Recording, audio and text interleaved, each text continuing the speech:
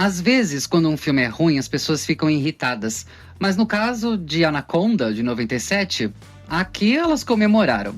Sejam bem-vindos ao Críticos de Filmes de Terror e hoje vamos relembrar esse clássico cult, Anaconda.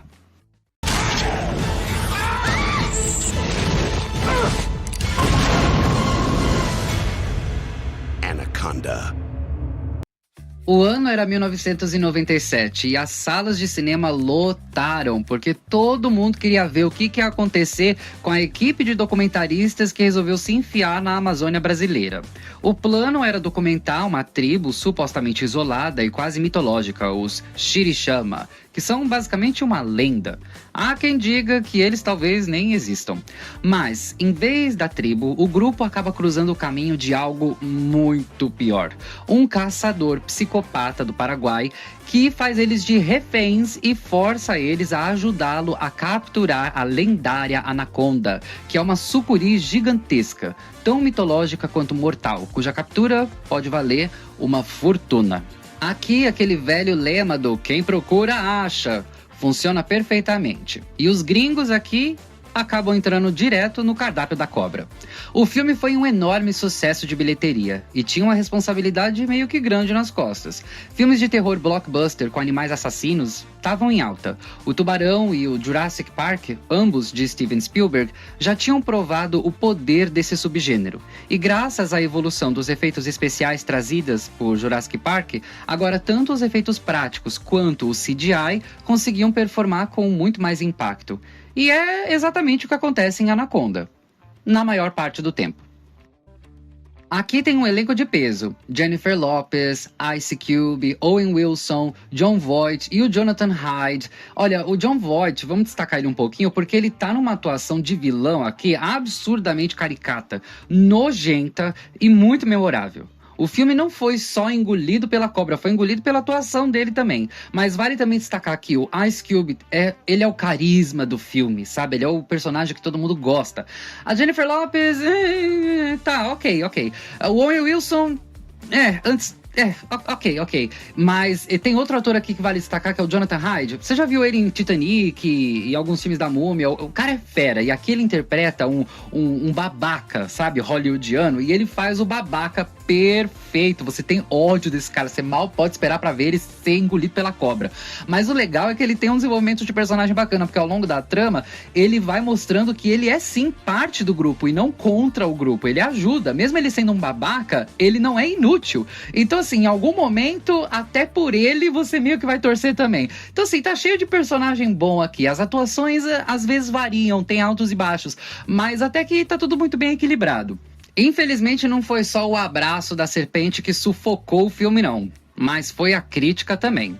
Porque Anaconda entrou para as listas de melhores filmes ruins de todos os tempos e concorreu ao Framboesa de Ouro em categorias como pior filme, pior diretor, pior roteiro, pior ator, pior casal em tela e pior estrela em ascensão, indicada para a própria cobra. Sim, até a bendita da cobra animatrônica foi criticada por sua atuação.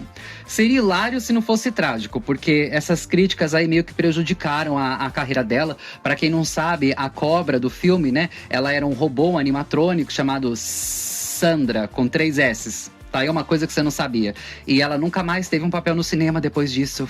As críticas foram um trauma para ela. Só que, nem todo mundo levou o filme na piada, viu? Anaconda conseguiu assustar aí muita gente. E aqui vem um detalhe chocante. O filme recebeu classificação indicativa para maiores de 13 anos. Dá pra acreditar num negócio desse? Esse filme tem mortes gráficas, tem sangue, violência, palavrão. Hoje em dia, um filme com essa classificação jamais entregaria tudo isso. Eu mesmo jurava que ele era um filme para maior de 18 anos. Então imagina a minha surpresa ao descobrir que ele foi vendido quase como um terror family friendly. Olha, a famosa cena em que a cobra devora um dos personagens centrais é gráfica, é nojenta, é traumatizante. Sejamos sinceros, Anaconda não é Shakespeare. É um blockbuster de terror feito para você desligar o cérebro e se divertir. E é totalmente aceitável.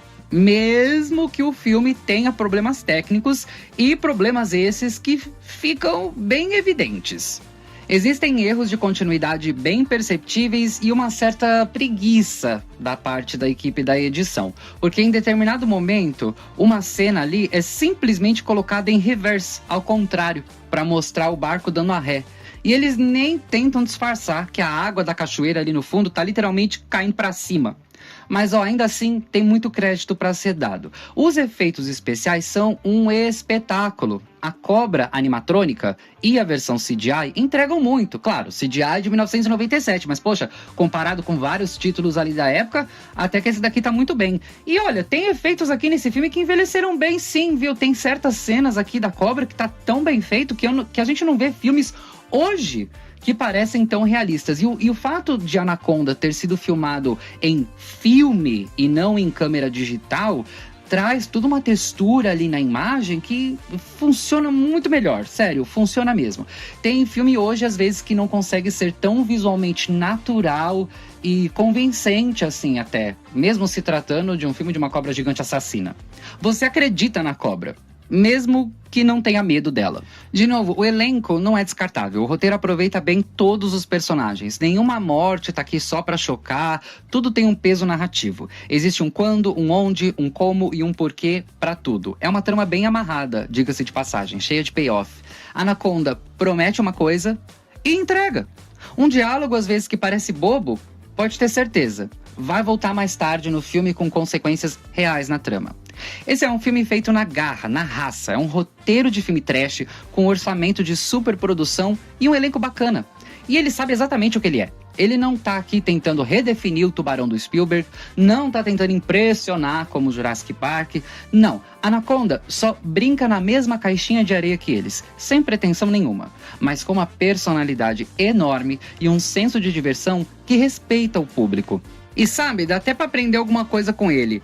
Eu vou dizer que a cena mais assustadora desse filme não tem nada a ver com os ataques da cobra. É uma cena em que o personagem do Eric Stoltz descreve o medo dele de entrar na água do rio Amazonas por causa de um peixinho chamado candiru. E ele explica o porquê que ele tem muito medo desse peixe.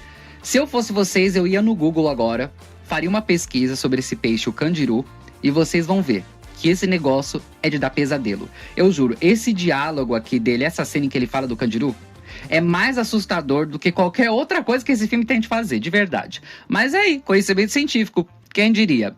Olha só, Anaconda é um filme simples, mas ele não tira sarro da audiência, não subestima da inteligência de quem assiste e também não te pune por querer algo simples. É cinema pipoca, em sua forma mais honesta. É uma sessão que mistura sustos, nojeira, humor, cultura pop e um terceiro ato puramente cheio de adrenalina. É difícil a gente chamar Anaconda de filme ruim, porque mesmo quando ele erra tecnicamente, ele acerta nas intenções. E todas as suas intenções são das melhores. Críticos de filmes de terror da Anaconda, de 1997, nota 9. A diversão é garantida. É um filme que envelheceu muito bem até. Os efeitos ainda estão bem bacanas, a história continua envolvente, os atores são carismáticos e aquilo que antes chocava, hoje funciona mais como uma arte tragicômica mesmo, mas igualmente eficaz. É assustadoramente ingênuo, acessível e carismático. E esse tipo de cinema podia e devia voltar. Seria o antídoto perfeito para essa onda de filmes ultra pretensiosos, aí cheio de mensagens, subtextos e coisas para você interpretar. Não, porque o filme quis dizer isso, não, porque a mensagem dele é isso. Sabe, tá cheio disso, tá cheio desses filmes agora. E eles fazem um barulho ali e tal, mas são esquecidos uma semana depois do lançamento. Anaconda não, já faz quase 30 anos desde o lançamento dele. E a gente ainda tá falando dele, e o povo ainda tá assistindo de vez em quando. O fã de terror nunca largou ele.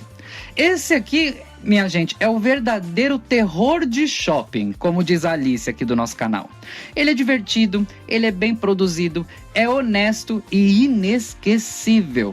só perde um ponto, porque se tivesse uma classificação para maior de 18 anos, acredito que ele poderia ir ainda mais longe. É isso, galera. O que vocês acham de Anaconda? Capricha no comentário, se inscreve no canal e ativa o sininho para não perder todo o nosso conteúdo de terror. Eu sou o Johnny e você está no Críticos de Filmes de Terror.